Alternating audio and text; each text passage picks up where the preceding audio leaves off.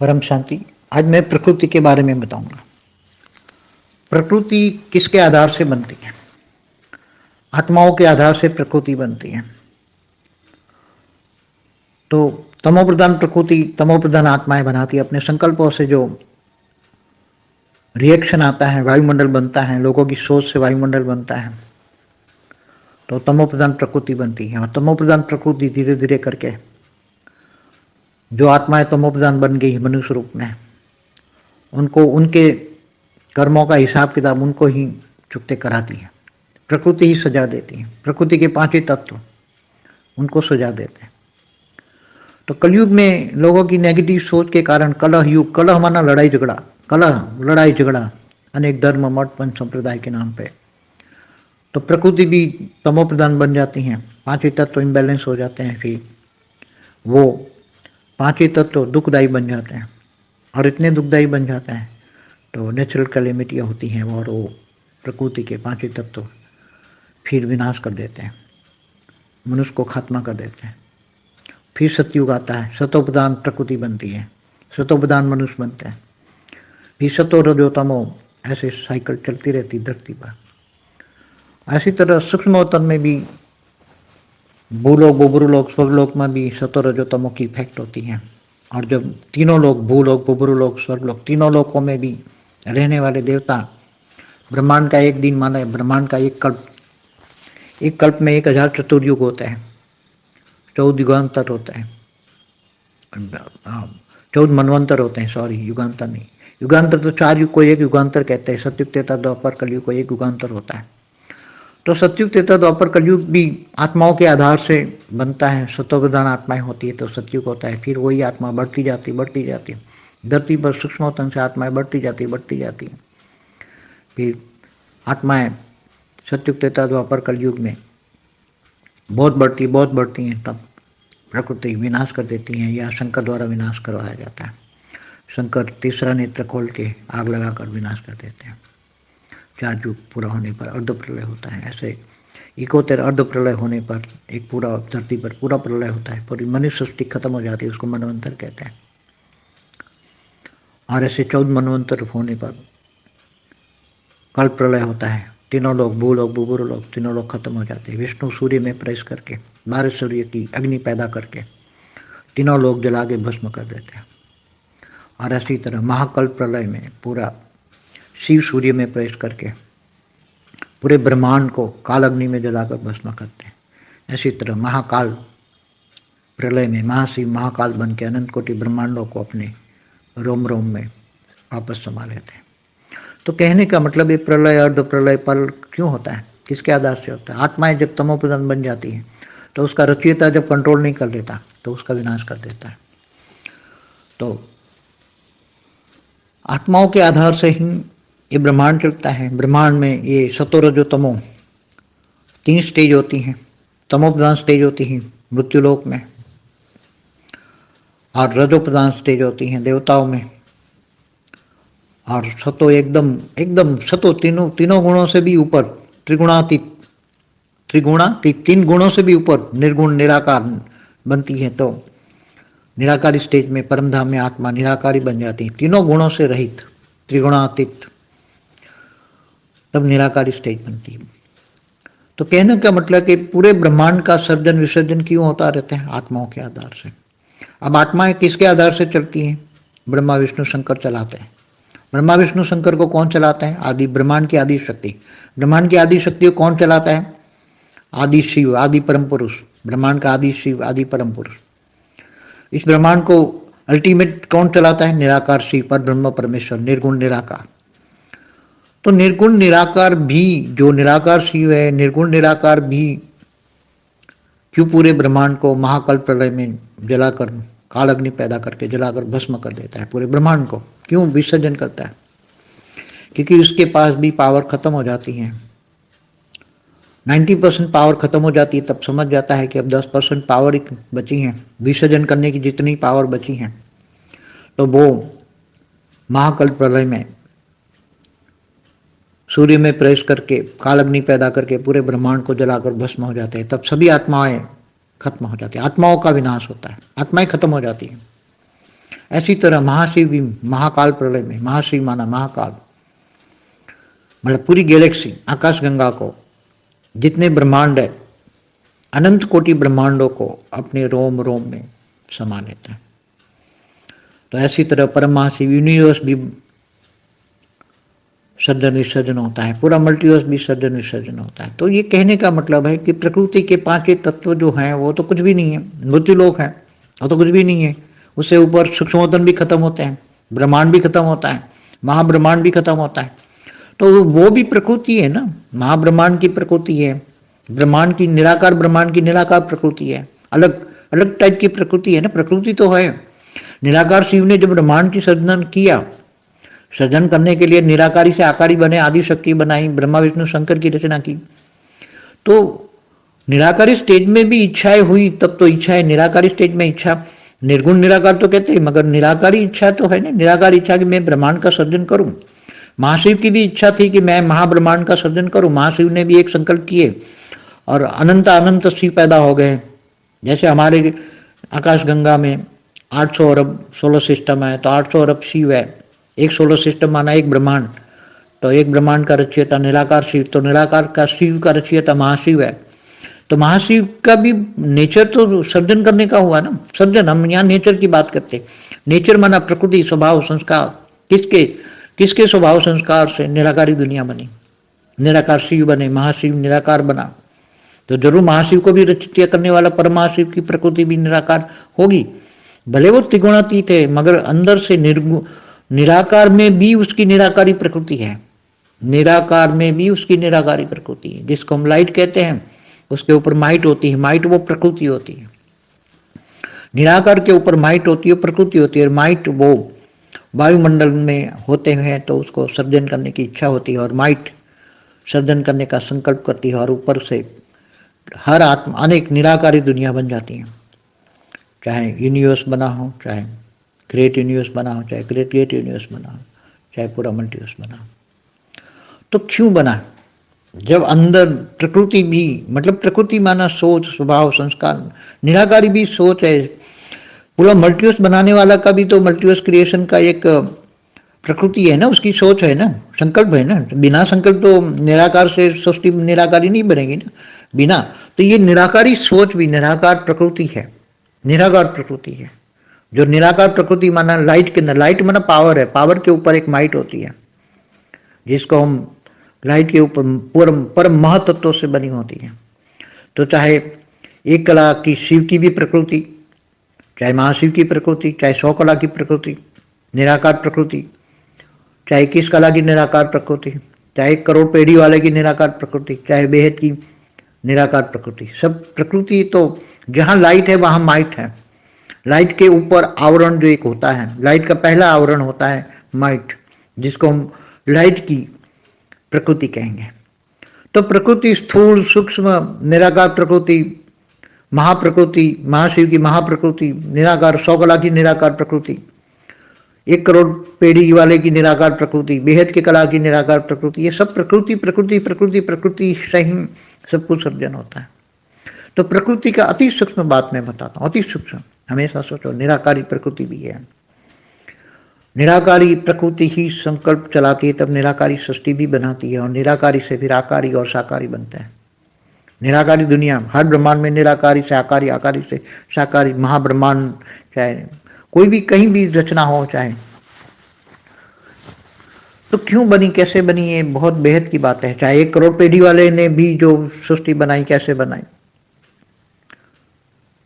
तो निराकारी अंदर सोच कहां से आई, निराकारी सोच, सृष्टि के संकल्प करने वालों की सोच। चाहे 1 करोड़ पेढ़ी वाला भी है, उसके अंदर निराकार था, वो निराकार में सोच कहां से आई। बेहद की कला के अंदर भी निराकारी सोच कहां से आई। बेहद की कला का ऑलमाइटी, जो बेहद का परमपिता, उसके अंदर भी सर्जन करने की सोच कहां से आई। जरूर कहीं ना कहीं लाइट के ऊपर कोई ना कोई आवरण है जो उसको सोचने पे मजबूर करता है, और वही उसकी सोच ही चलाने वाली माइट माना शक्ति, लाइट की माइट माना शक्ति ही सर्जन कराती है।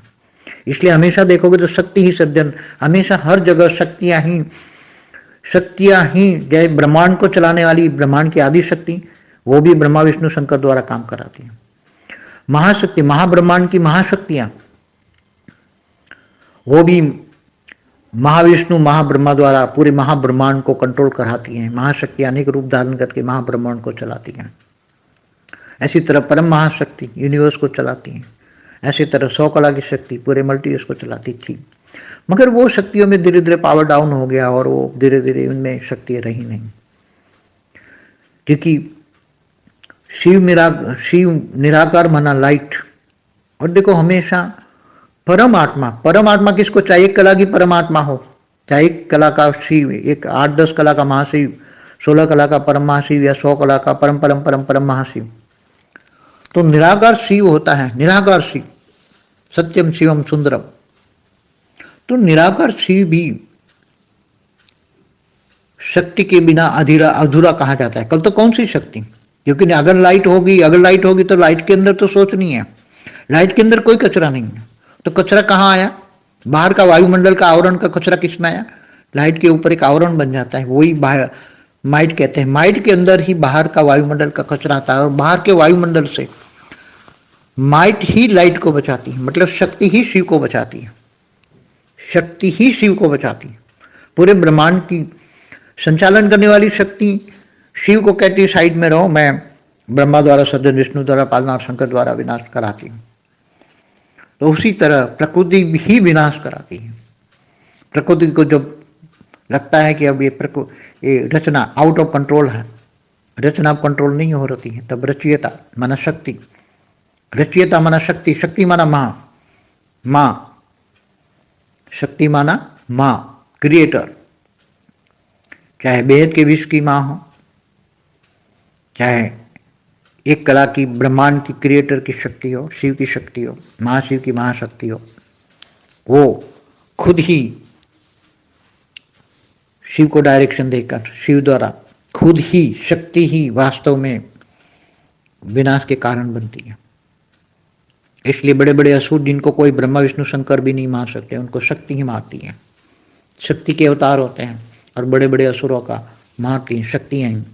और शक्तियां जब मारती है तो उनकी नेगेटिविटी, असुरों को मारने की शक्तियां, नेगेटिविटी जरूर शक्ति में आती हैं। और शक्ति के अंदर नेगेटिव कचरा बहुत पहले आता है और वो धीरे धीरे बहुत शक्ति में जब नेगेटिविटी आती है, पूरे ब्रह्मांड की नेगेटिविटी शक्ति ब्रह्मा विष्णु शंकर के जरिए शक्ति में आती है, तब शक्ति वो सहन नहीं कर सकती। तब वो खुद शिव की अर्धांगिनी है, शिव के अंदर प्रवेश कर जाती है और शिव के अंदर संकल्प चला के वो निराकारी बन के, निराकार शिव में प्रवेश करके, सूर्य में प्रवेश करके निराकारी शक्ति, वही शक्ति विनाश के रूप बनते हैं। सर्जन के लिए भी शक्ति, सर्जन ही शक्ति ही सर्जन करती है, माना माँ है, तो माँ के द्वारा ही विनाश होता है। तो जो शक्ति जो सर्जन करता है वही विसर्जन करता है, जो सर्जन करता है वही विसर्जन करता है। तो शिव शक्ति के द्वारा करवाता है, शिव शक्ति के द्वारा करवाता है, महाशिव महाशक्तियों के द्वारा करवाते हैं। तो शक्तियों में वो शक्ति है पूरा कंट्रोल करने की शक्तियां महाशक्ति महाशक्ति परमाशक्तियों में है। इसलिए चाहे ब्रह्मांड की शक्ति हो, चाहे महाब्रह्मांड की महाशक्तियां हो, सब सर्जन भी करती हैं, विसर्जन भी कर देती हैं। वही निमित्त बनती है चलाने के लिए। वो महाविष्णु द्वारा महाब्रह्मांड को चलाती हैं, ब्रह्मा द्वारा महाब्रह्मांड का ज्ञान भी लोगों को दिलाती है। सब कुछ शक्ति ही होती है, लाइट। तो शिव पर वो नेगेटिविटी नहीं आने देती। शक्ति अपने आप सब शक्ति को नेगेटिविटी धारण करती है, शक्ति ही सब कुछ नेगेटिविटी धारण करती है और शिव तक जाने नहीं देती, शिव को बचा के रखती है।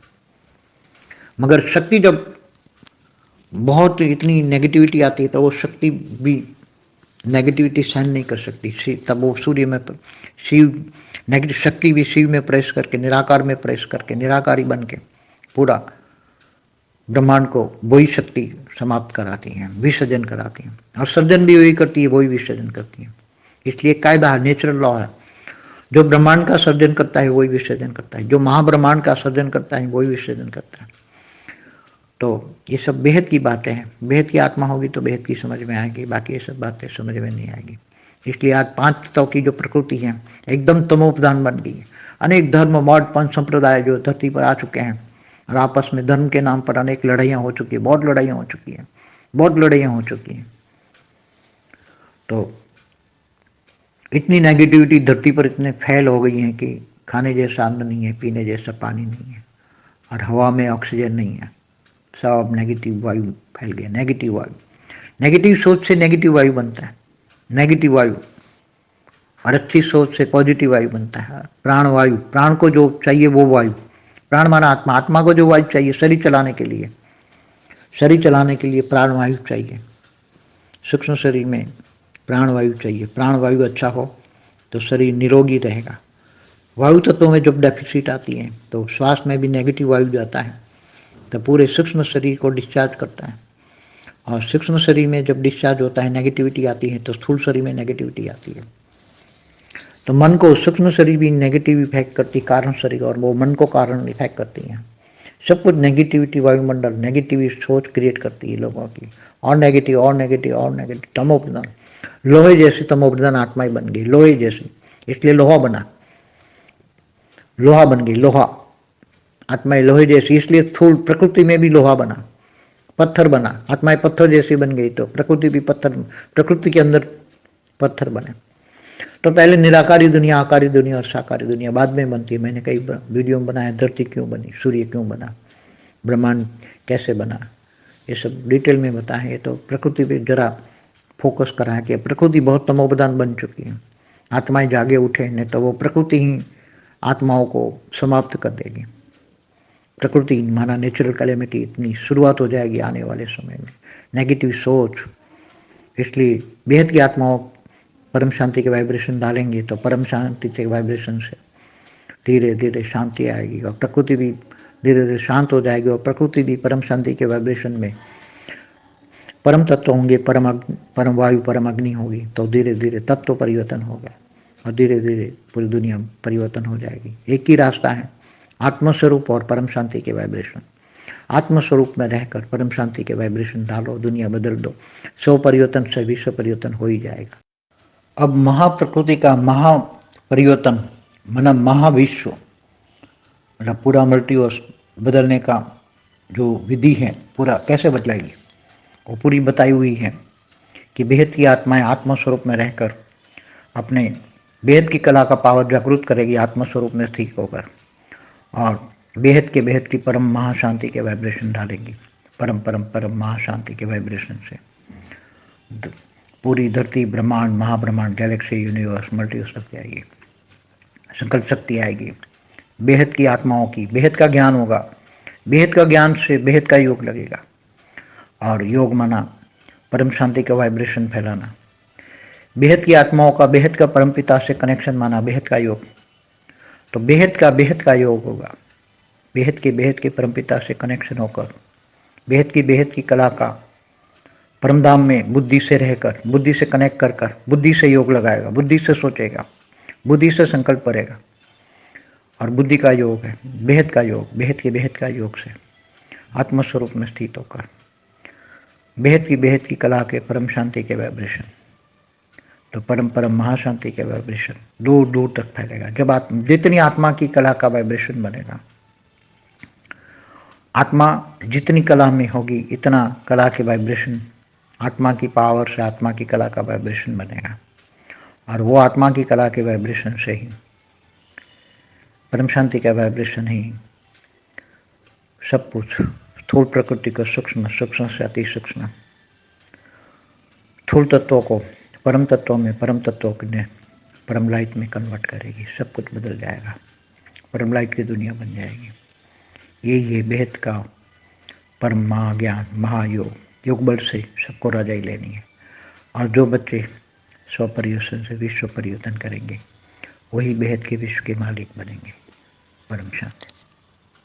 बेहद की परम शांति सोचो, बोलो परम शांति। Join us daily for our morning live meditation, Monday to Saturday, 5:30 to 6:30 a.m.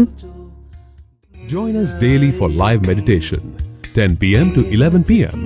on YouTube Live. Subscribe now. Website www.paramshanti.org. Email us anand@paramshanti.org. Like, share, subscribe. Join today. बेहद की परम शांति सोचो।